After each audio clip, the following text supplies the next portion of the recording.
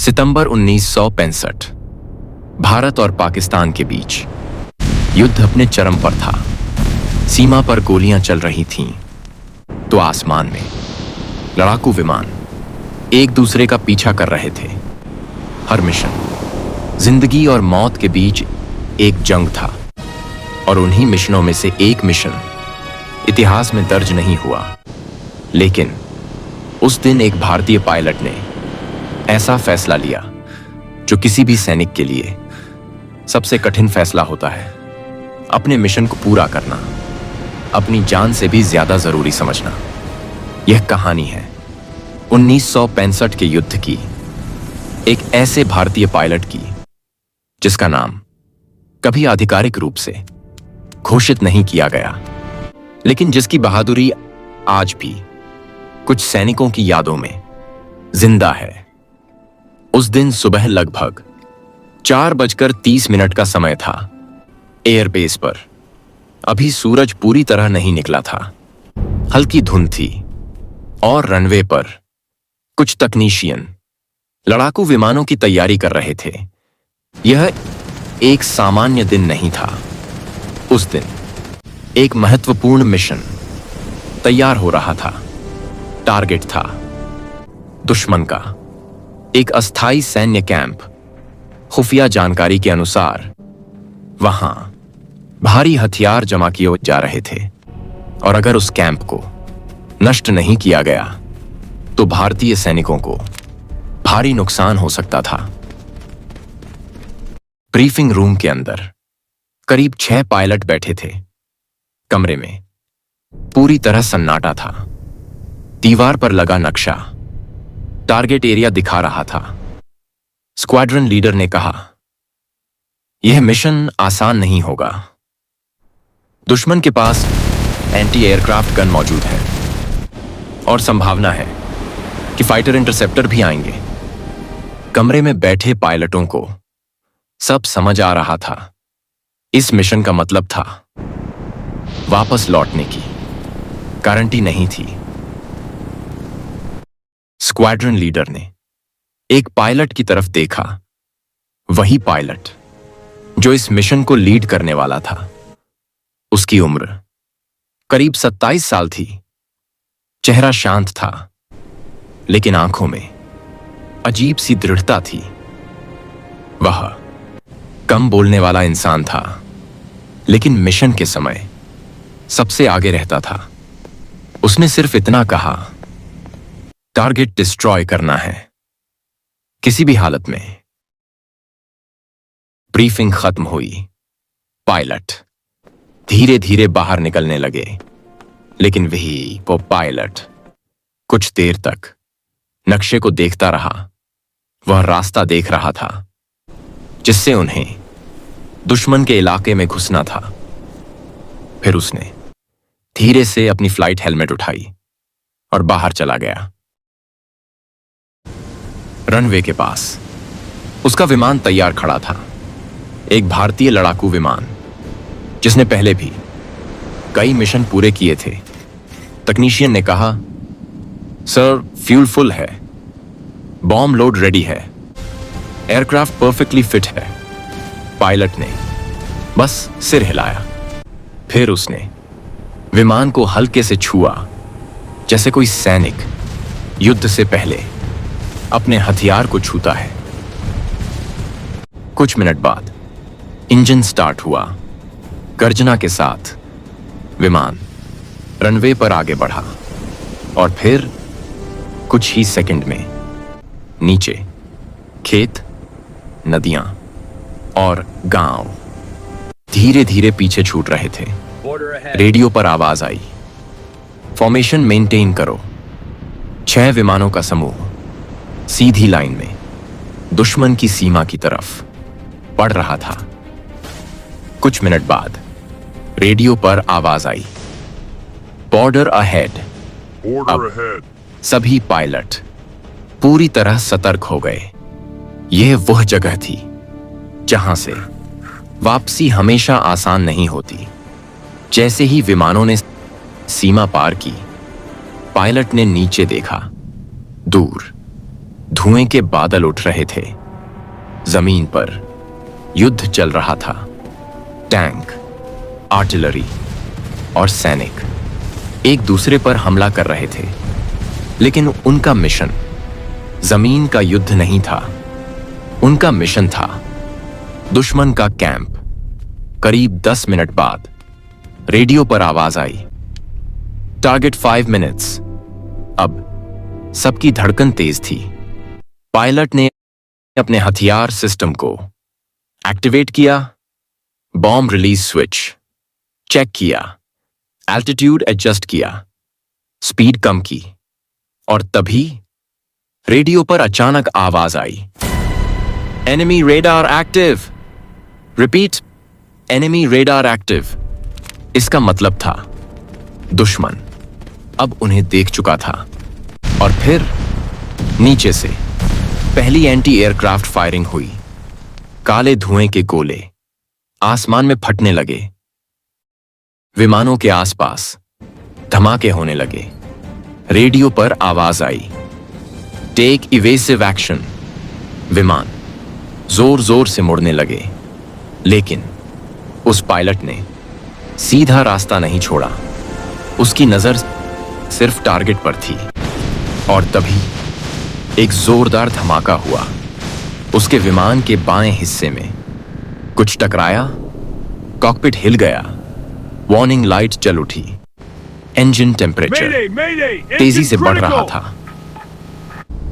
Radio पर आवाज आई, your aircraft hit. Repeat, you are hit. Cockpit के अंदर धुआं भरने लगा। फ्यूल सिस्टम डैमेज हो चुका था और कुछ ही सेकंड में विमान के पीछे आग की लपटें दिखाई देने लगी। बाकी पायलट चिल्लाए, इजेक्ट करो, इजेक्ट करो, एयरक्राफ्ट छोड़ दो। लेकिन उस पायलट ने इजेक्शन हैंडल की तरफ देखा, फिर टारगेट इंडिकेटर की तरफ देखा। टारगेट अब सिर्फ 2 मिनट दूर था। उसने रेडियो पर धीरे से कहा, नेगेटिव इजेक्ट। मिशन कंटिन्यू कर रहा हूं। और यही फैसला आगे इतिहास बनने वाला था। कॉकपिट के अंदर अब धुआं भरने लगा था। वार्निंग अलार्म्स लगातार बज रहे थे। इंजन टेम्परेचर खतरनाक स्तर तक पहुंच चुका था। फ्यूल प्रेशर धीरे धीरे गिर रहा था और विमान के पीछे आग की लपटें स्पष्ट दिखाई दे रही थीं। रेडियो पर आवाज आई, इजेक्ट करो। यह आदेश है, एयरक्राफ्ट छोड़ दो। लेकिन पायलट की नजर टारगेट इंडिकेटर पर टिकी हुई थी। Distance 1 minute 40 seconds. उसने अपने दस्ताने पहने हाथ से कंट्रोल स्टिक को और कसकर पकड़ लिया। कॉकपिट के अंदर गर्मी बढ़ रही थी।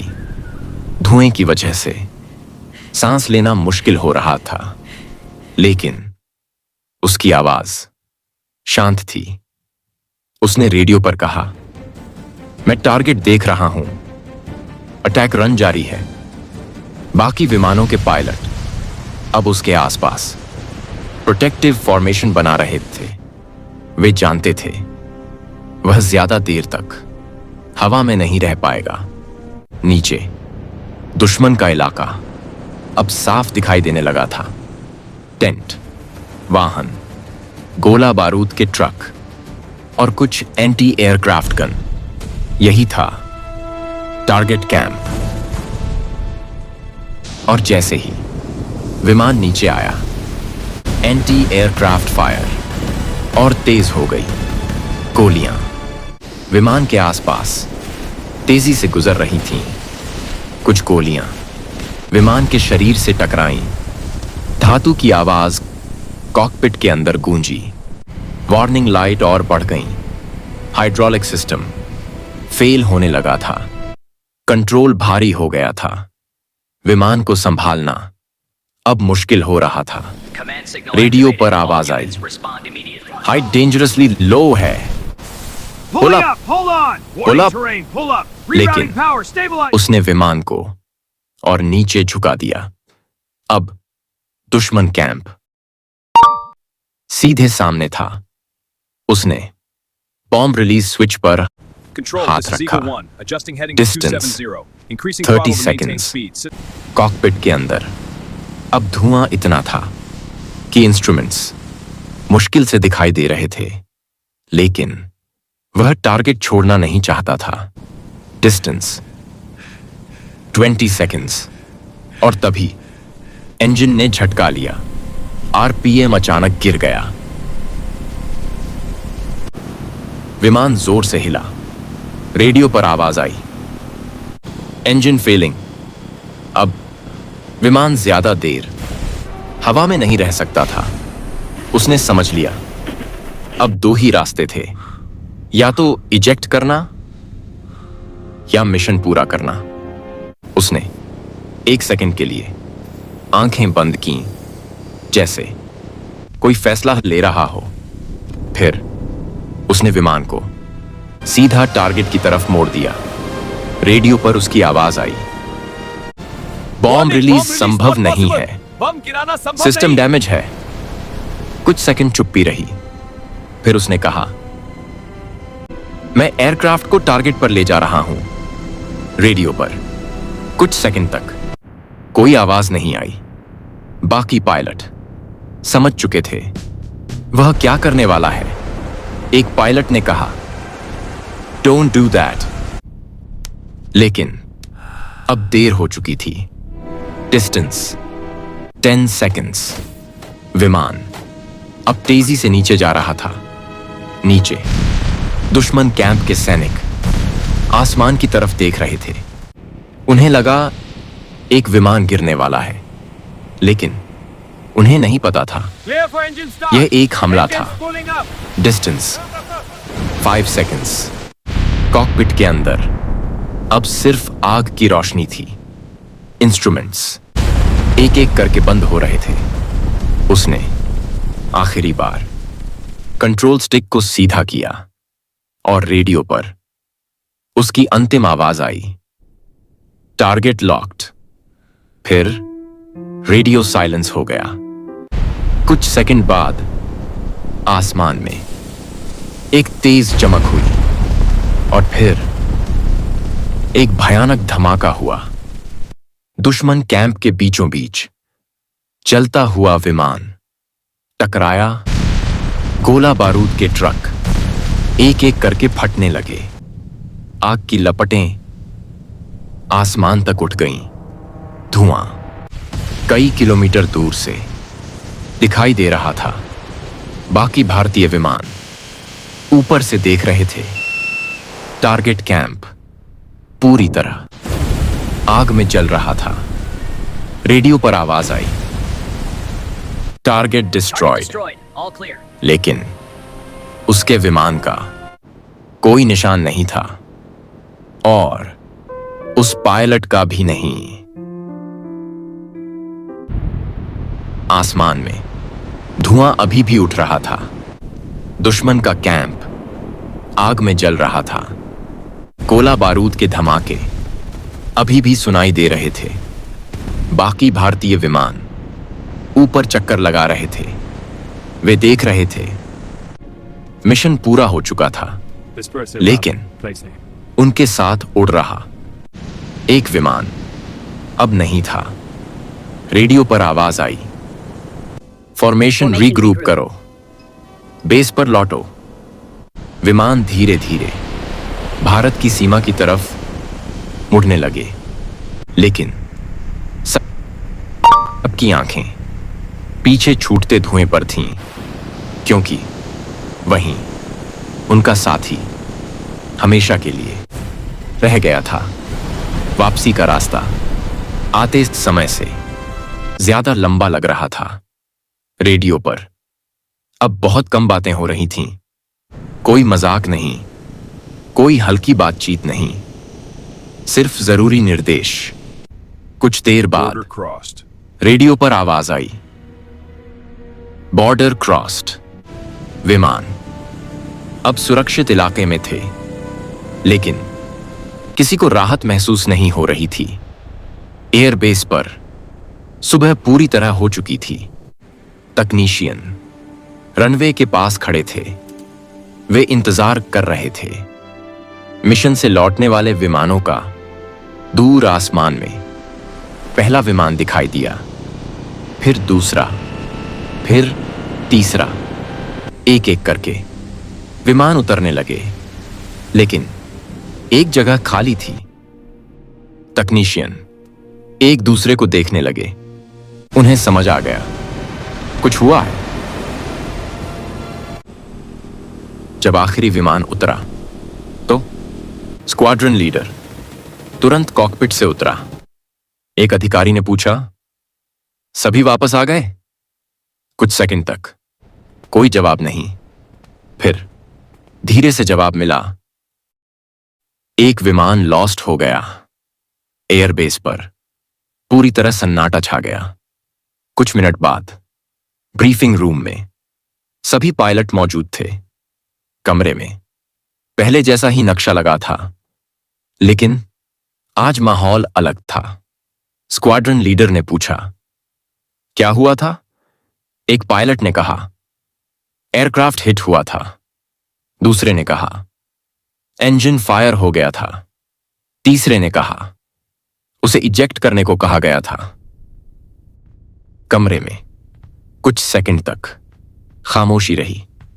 फिर एक पायलट ने धीरे से कहा, लेकिन उसने इजेक्ट नहीं किया। सबकी नजर उसकी तरफ मुड़ गई। उसने आगे कहा, बॉम्ब रिलीज सिस्टम डैमेज था, इसलिए उसने एयरक्राफ्ट को सीधे टारगेट पर ले गया। कमरे में बैठे अधिकारी चुप थे। उनमें से एक ने पूछा, क्या तुम श्योर हो? जवाब आया, यस सर, हमने अपनी आंखों से देखा। फिर मिशन रिपोर्ट तैयार की गई। उस रिपोर्ट में लिखा गया, टारगेट कंप्लीटली डिस्ट्रॉयड। फिर लिखा गया, one aircraft did not return. और अंत में, pilot presumed killed in action. लेकिन रिपोर्ट में एक चीज नहीं लिखी गई, उसका अंतिम फैसला। क्योंकि ऐसे मिशन अक्सर गोपनीय रखे जाते थे। कुछ दिनों बाद सर्च ऑपरेशन किया गया। सीमा के पास विमान के कुछ टुकड़े मिले, लेकिन पायलट का कोई स्पष्ट निशान नहीं मिला। फाइल बंद कर दी गई। सरकारी रिकॉर्ड में बस इतना लिखा गया, मिसिंग इन एक्शन। लेकिन एयरबेस पर कहानी अलग थी। जो पायलट उस मिशन में थे, वे जानते थे क्या हुआ था। वे जानते थे एक पायलट ने अपनी जान देकर मिशन पूरा किया था। रात में जब वे बैठते थे तो कभी कभी उस मिशन की बात होती थी। एक पायलट हमेशा कहता था, अगर वह इजेक्ट कर जाता तो शायद बच जाता। दूसरा जवाब देता, लेकिन टारगेट बच जाता। और फिर कमरे में खामोशी छा जाती, क्योंकि वे जानते थे उस दिन एक पायलट ने सैनिक का असली मतलब दिखाया था। समय बीतता गया। युद्ध खत्म हो गया। सीमाओं पर गोलियां चलना बंद हो गईं। विमान फिर से अभ्यास उड़ानों पर लौट आए। एयरबेस पर नई टीमें आ गईं। नए पायलट आए। नए मिशन शुरू हो गए। लेकिन उस मिशन की याद कुछ लोगों के मन में हमेशा के लिए रह गई। एयरबेस के रिकॉर्ड रूम में एक फाइल रखी थी, पुरानी, धूल से भरी हुई। उस फाइल पर लिखा था, मिशन रिपोर्ट सितंबर 1965। उसके अंदर कुछ कागज थे, एक नक्शा, कुछ नोट्स और एक रिपोर्ट। उस रिपोर्ट में उस पायलट का नाम लिखा था, लेकिन वह नाम कभी सार्वजनिक नहीं हुआ, क्योंकि 1965 के युद्ध के दौरान कई मिशन गोपनीय रखे गए थे और कुछ कहानियां सिर्फ फाइलों में रह गईं। लेकिन जो पायलट उस मिशन में थे वे कभी नहीं भूले उसकी आखिरी आवाज। Target locked. वर्षों बाद उनमें से एक पायलट रिटायर हो गया। अब उसके बाल सफेद हो चुके थे। लेकिन जब भी 1965 का युद्ध याद आता, वह मिशन सबसे पहले याद आता। एक बार किसी ने उससे पूछा, सबसे बहादुर पायलट कौन था? वह कुछ सेकंड चुप रहा, फिर बोला, वह पायलट जो वापस नहीं आया। उसने बताया, हम सब इजेक्ट करने को कह रहे थे। वह बच सकता था, लेकिन उसने कहा, मिशन कंटिन्यू कर रहा हूं। और फिर रेडियो साइलेंस हो गया। वह कुछ देर चुप रहा, फिर धीरे से बोला, उस दिन मैंने समझा देशभक्ति क्या होती है। शायद उस पायलट का परिवार कभी पूरी सच्चाई नहीं जान पाया। शायद उन्हें सिर्फ इतना बताया गया, वह युद्ध में शहीद हो गया। शायद कोई मां आज भी सोचती होगी, उसका बेटा कैसा लड़ा होगा। शायद कोई पिता गर्व और दर्द के बीच जीता होगा। शायद कोई भाई आज भी उसकी पुरानी तस्वीर संभाल कर रखे होगा। और शायद किसी अलमारी में उसकी यूनिफॉर्म आज भी रखी होगी। लेकिन उस दिन आसमान में जो हुआ था वह सिर्फ एक दुर्घटना नहीं थी, वह एक फैसला था। एक पायलट का फैसला जो जानता था कि उसका विमान जल रहा है, जो जानता था कि वह बच सकता है, लेकिन उसने एक अलग रास्ता चुना। वह रास्ता जो उसे सीधे दुश्मन कैंप तक ले गया। उस दिन एक विमान गिरा था, लेकिन एक मिशन सफल हुआ था। उस दिन एक पायलट खो गया था, लेकिन कई सैनिक बच गए थे। इतिहास हमेशा बड़े युद्धों को याद रखता है, बड़ी जीतों को याद रखता है, बड़े जनरलों को याद रखता है। लेकिन कभी कभी सबसे बड़ी बहादुरी गुमनाम रह जाती है। शायद यही वजह है कि ऐसे सैनिकों के नाम हमेशा किताबों में नहीं मिलते, लेकिन उनकी कहानियां हवा में रहती हैं, एयरबेस की दीवारों में रहती हैं, सैनिकों की यादों में रहती हैं। और हर बार जब कोई पायलट मिशन पर उड़ान भरता है, तो कहीं ना कहीं ऐसी कहानियां उसे याद दिलाती हैं कि वर्दी का मतलब क्या होता है। अगर कभी 1965 के युद्ध की बात हो, तो शायद उस पायलट का नाम कोई याद ना करे, लेकिन उसकी कहानी हमेशा याद रखी जाएगी। क्योंकि कुछ हीरो इतिहास में नहीं, बल्कि बलिदान में जिंदा रहते हैं। उस दिन एक भारतीय पायलट ने साबित कर दिया, कभी कभी मिशन जिंदगी से बड़ा होता है। धीरे धीरे आसमान फिर शांत हो गया। जहां कुछ देर पहले आग और धमाकों की आवाज थी, वहां अब सिर्फ धुआं था और खामोशी। एक विमान गिरा था, लेकिन वह हार कर नहीं गिरा था। वह गिरा था अपना कर्तव्य निभाकर। वह गिरा था मिशन पूरा करके। वह गिरा था भारत के लिए। इतिहास में शायद उसका नाम कहीं दर्ज ना हो, लेकिन सीमा पर खड़े सैनिकों के दिलों में वह हमेशा जिंदा रहेगा। क्योंकि कुछ कहानियां किताबों में नहीं मिलती, वे मिलती हैं बलिदान में। जब भी आसमान में कोई लड़ाकू विमान उड़ता है, शायद किसी गुमनाम पायलट की कहानी फिर से दोहराई जाती है और शायद कहीं ऊपर वह पायलट आज भी उड़ रहा है, देश की रक्षा करते हुए, हमारी सुरक्षा करते हुए। उन गुमनाम वीरों को सलाम जो लौट कर नहीं आए लेकिन भारत को सुरक्षित छोड़ गए।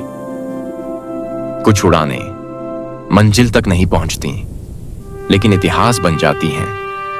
अगर आपको लगता है ऐसे गुमनाम वीर ही देश के असली हीरो हैं तो इस वीडियो को लाइक जरूर करें ताकि ऐसी कहानियां और लोगों तक पहुंच सकें। इस वीडियो को शेयर करें ताकि हर भारतीय इन वीरों को याद रख सके।